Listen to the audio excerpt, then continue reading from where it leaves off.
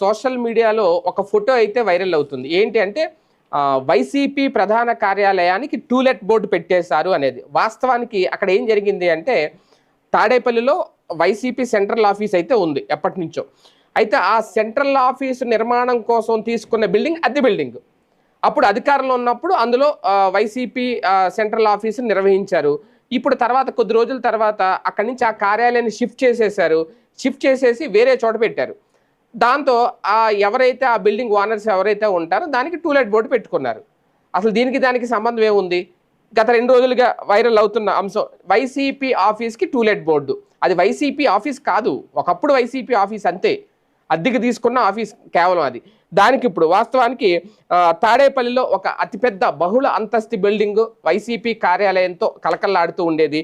నిత్యం ఎప్పుడు వైసీపీ నాయకులు అలాగే మంత్రులు ఎమ్మెల్యే వస్తూ వెళ్తూ ఉండేవారు. ఇటువంటి